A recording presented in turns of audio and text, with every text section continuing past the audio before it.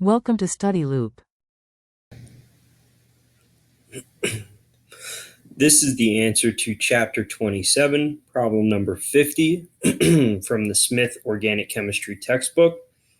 And this problem asks us to predict the products for four paracyclic reactions. And so for each of these reactions, the best way to predict the products is to try to think about how electrons are going to move and then take it from there. So for A, the electron movement is going to look like this.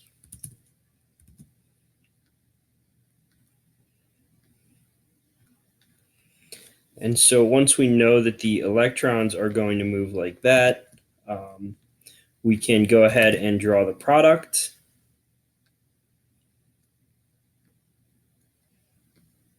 So our product here is an 8-membered ring.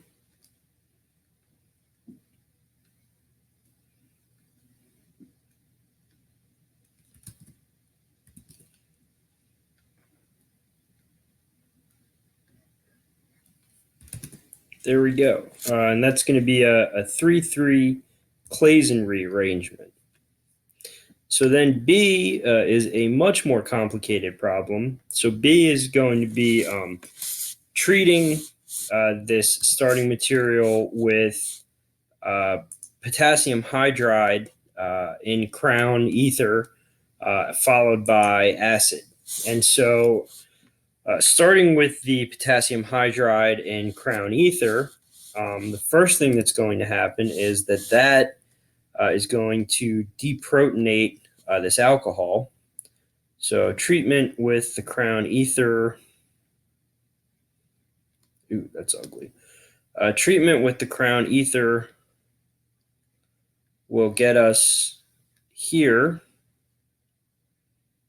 to the deprotonated alcohol.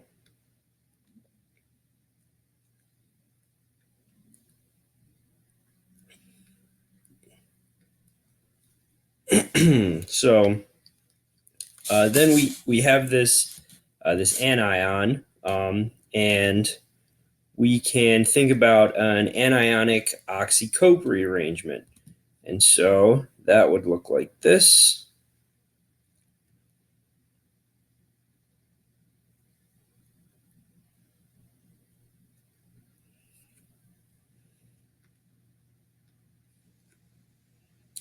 And the product of that would look like this. It's a little hard to draw, one of these irregular rings.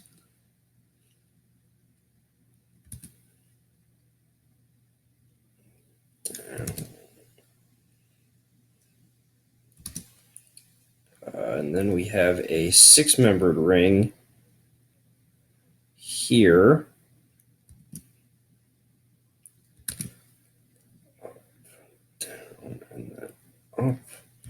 And a double bond there, and our anion there. And of course, that will further tautomerize, well, not further, that will tautomerize to the product where rather than the anion and the double bond right there, oh no, pardon me, it won't tautomerize.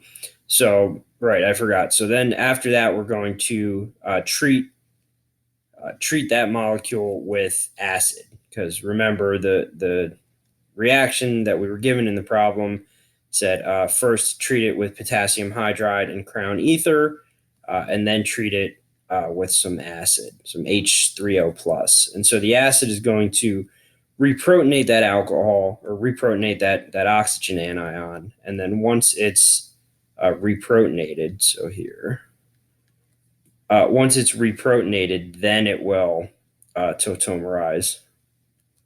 So what we'll end up with is, rather than the double bond here and the alcohol, right?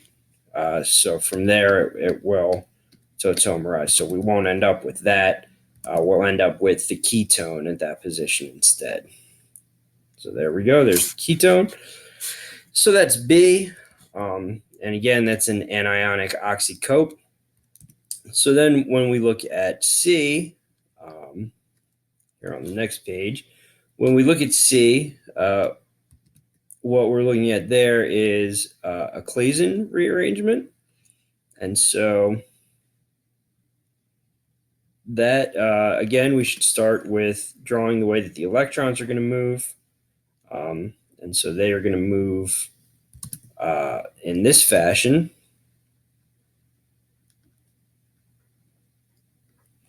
So just like that, we can draw the product of that electron movement. So that's going to look like this.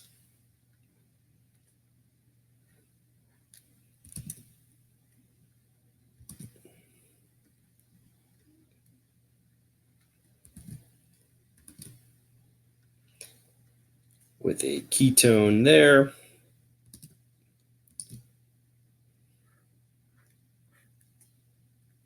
Double bond there. And a second 6-membered ring there. And then that will tautomerize in order to reestablish aromaticity in the top ring. Because remember, aromaticity is always more stable than a 6-membered ring with 2 double bonds in it.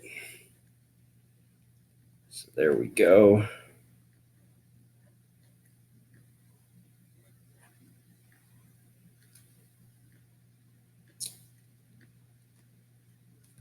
Just like that. And so that's going to be the product for C. And then for D, we have, it's a little weird to look at, but it's a 2+2 cycloaddition. So the electrons are going to move like that.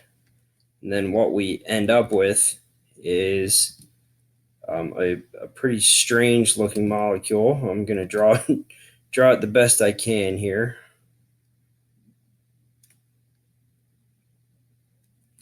So we have that. And then there will be 2 3-membered rings there. And they will be joined by that bridge. So that's going to be our product for D. And so that is the answer to chapter 27, problem number 50.